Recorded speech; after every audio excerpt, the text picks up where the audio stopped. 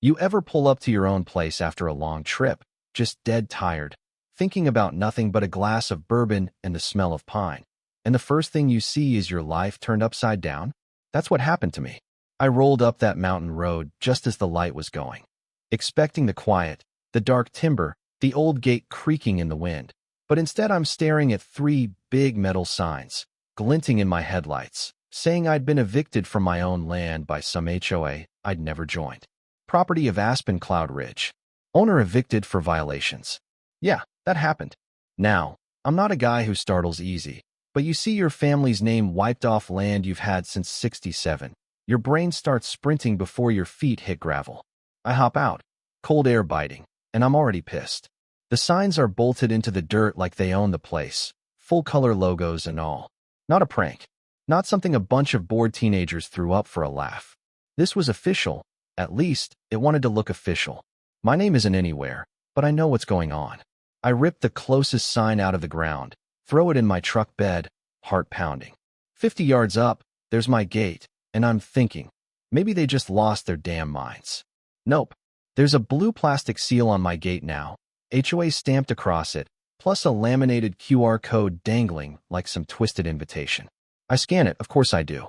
It opens a page, Notice of Administrative Reallocation. And there, big as life, is a picture of my cabin, under the heading, Reclaimed Properties Initiative. I can only laugh, but it comes out sharp, dangerous. A man who's about 5 seconds from snapping. I slice the seal with my pocket knife, shove through the gate, and there's my place, just like I left it. Tin roof, weathered pine, nothing changed except the air, which now feels contaminated, like strangers have been here. I grab a bourbon, sit at my table, start taking photos of everything. Years as a prosecutor taught me, rage is just evidence if you know how to use it. So I call the sheriff's office. Young deputy answers, couldn't care less, until I say unauthorized seizure of property. Now I'm promised a visit, eventually. It's near midnight before anyone shows, and it's not the deputy. It's Sheriff Daryl Henson himself, all handshake and belly, like he's just inconvenienced by this little detour. I hand him the pictures. He shrugs.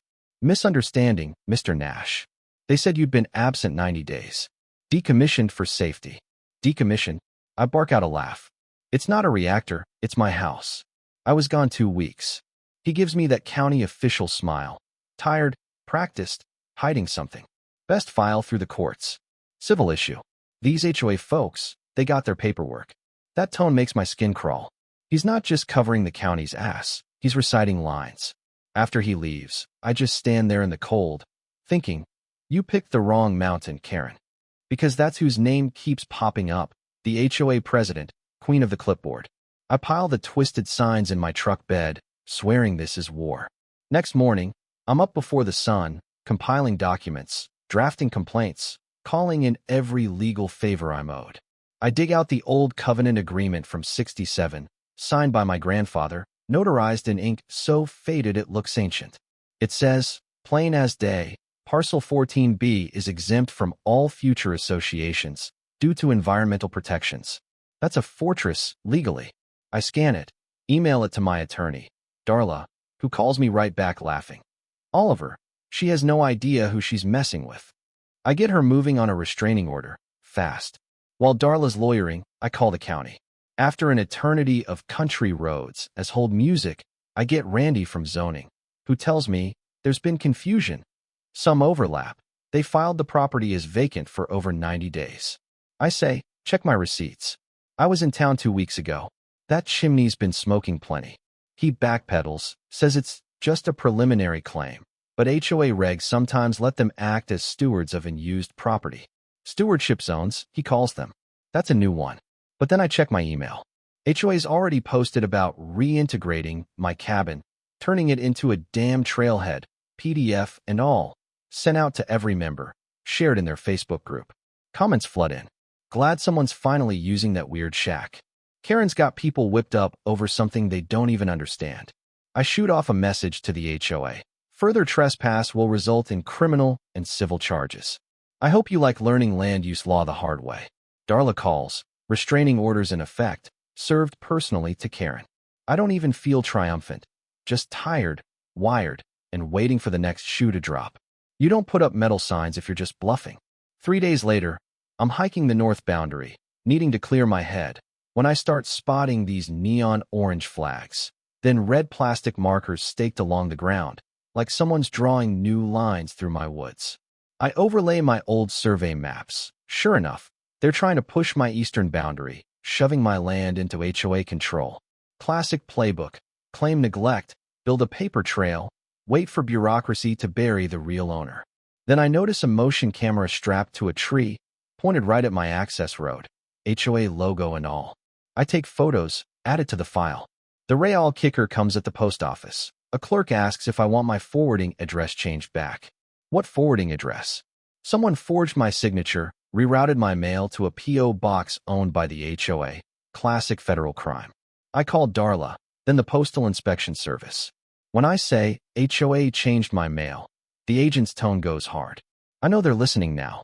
I ring Randy at zoning again. Tell him I've got evidence of boundary tampering and mail fraud. He's syrupy sweet, but there's panic underneath. I ask if the HOA's paid him off. He makes a joke, and I hang up.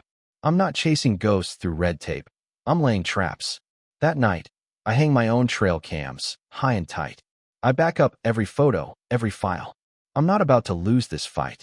Next morning, at dawn, I hear tires on gravel. Heavy, slow. I throw on my coat, sidearm ready, step outside. A flatbed truck and a white van crawl up my road. Construction crew jumping out like they own the place. Clipboard, hard hats, all business. You're trespassing, I say. Restraining orders in effect. The foreman shrugs. They're just following HOA orders. I pull my phone, record everything, tell them, firm and loud. They'll be sued, personally. And just to drive the point home, I grab my AR-15, not waving it, just holding it across my chest, and suddenly everyone's rethinking their life choices. 15 minutes later, Sheriff Henson rolls up again. He looks exhausted, like he'd rather be anywhere else.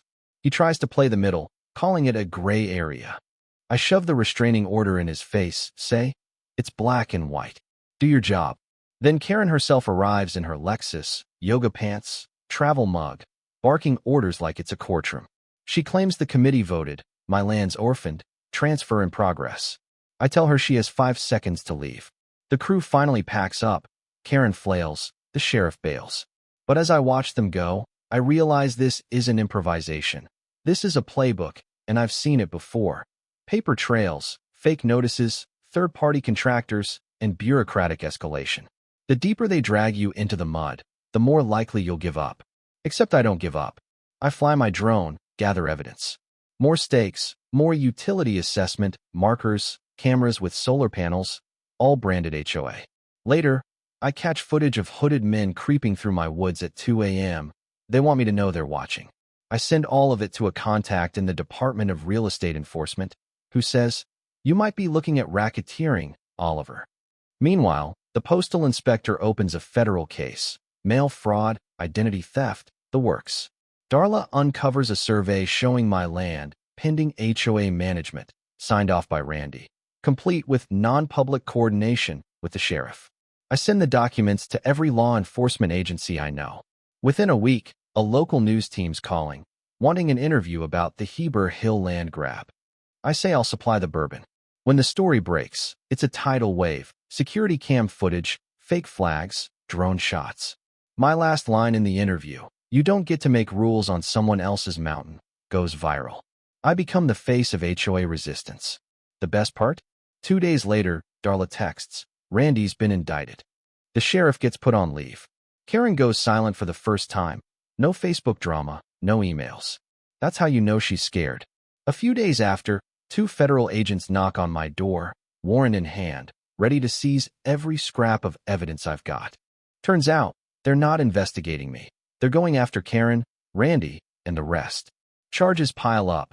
Wire fraud, conspiracy, attempted unlawful sale, trespass, public corruption.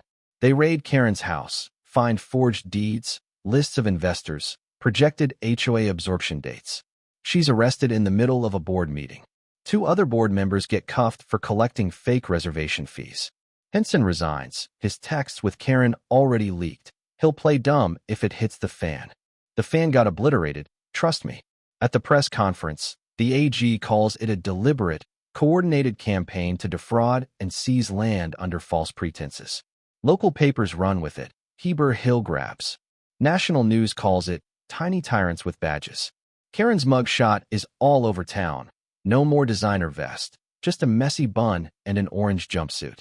I walk my land the next morning, fresh snow covering every sign of their invasion. I put up my own sign, private land. Trespassers will be prosecuted. HOA scammers will be featured on the news. Darla calls, Aspen Cloud Ridge HOA is finished. Dissolved, assets frozen, residents in revolt, lawsuits stacking up. A few write to thank me for not giving in. Turns out, they didn't know their dues were funding Karen's little empire. Sometimes, when you drag rot into the daylight, it just collapses. 2 months later, the mountains quiet again, real, earned peace. I restored the old fences, swapped out trail cams for wildlife, not intruders. The guest cabin's warm, friends visit, even a film student comes by, hands me a bottle of bourbon labeled property of Oliver Nash, not for HOA use. I still laugh every time I see it. Karen's awaiting trial, no bail. Randy's testifying, turning state's evidence. The sheriff's vanished to Nevada. The HOA's dissolved, the old residents forming something new. No more tiny tyrants. Last week, I signed an addendum. This land shall never be subject to HOA control, not now, not ever. Sometimes I still walk up to where they once posted those fake signs. Only now there's a polished cedar post with a brass plaque. No HOA jurisdiction, no Karens allowed. And just for fun, I added a QR code that links to my deed and the video of Karen getting arrested. Because some mountains, you just don't steal. And this one's mine. So, what would you do if an HOA tried to steal your home right out from under you? Let me know down in the comments, because I'm guessing I'm not the only one with a story like this. Let's talk justice, let's talk power, and let's talk about fighting for what's right, even when the odds look impossible.